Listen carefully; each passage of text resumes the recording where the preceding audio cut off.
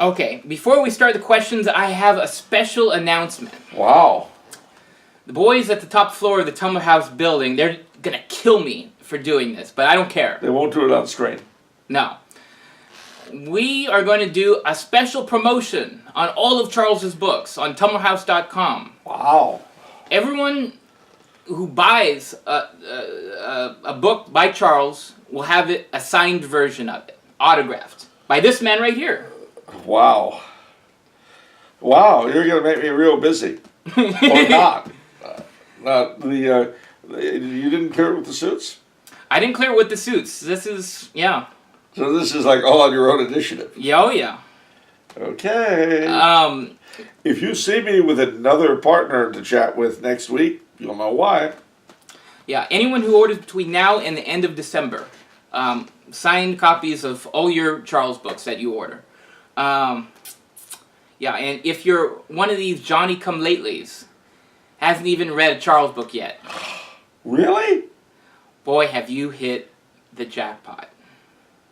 Okay? Now's the time to pull the trigger and get while the getting's good. Okay? All right, fine. I guess. So are there particular books you're pushing? Yes, yes. Oh. Every Man Today Call Rome. This is the book that put Charles on the map as a powerhouse, as a force to be reckoned with. I don't know about that, but I wrote it when I was 24, and it was written, actually, ladies and gentlemen, to explain to my classmates, none of whom went to Mass at that point, from Catholic high school, of course, what had gone wrong with the church and how they themselves, why they should lead Catholic lives and stand up for the faith, and how to do it.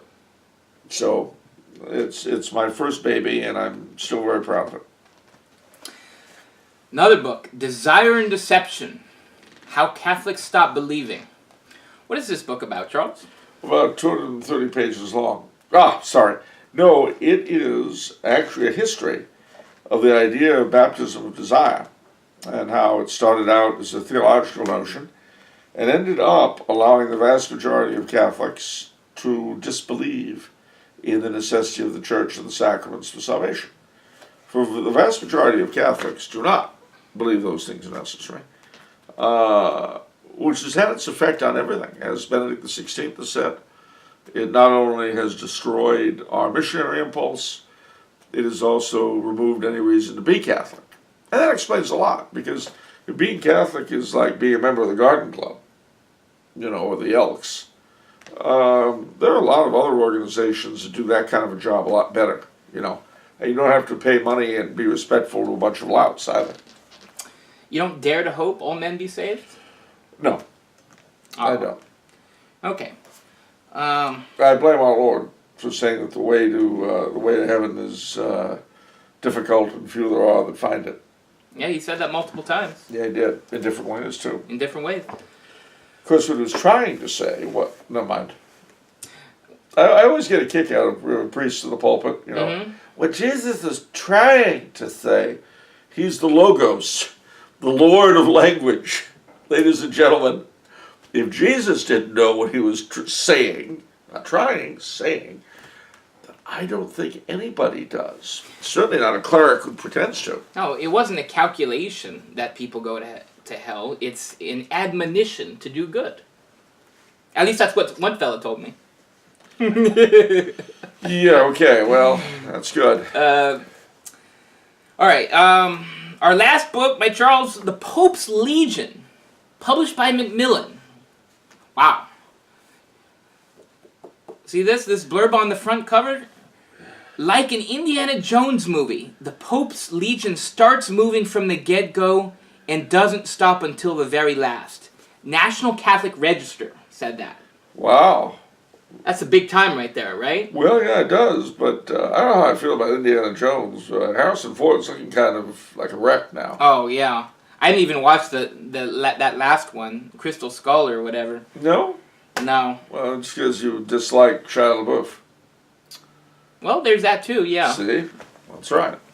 But this is a book, ladies and gentlemen, that I highly recommend, not just because I wrote it, but because it is the story of heroism.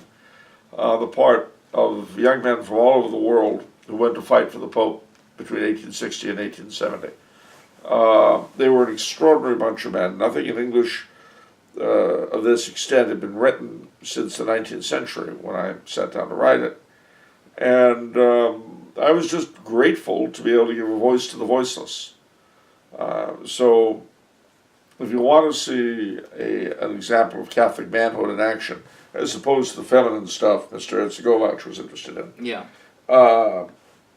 Get this book. This is Catholic manhood.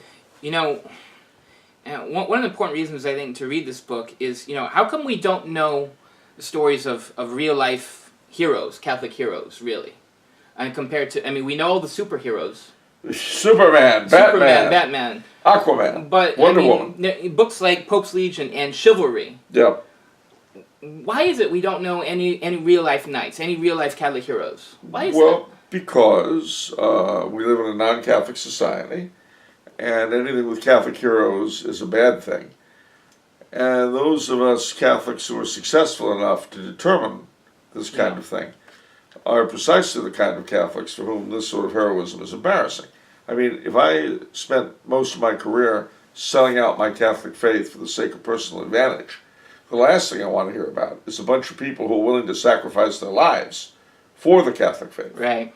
That's like going up to JFK and saying, "Wow, think of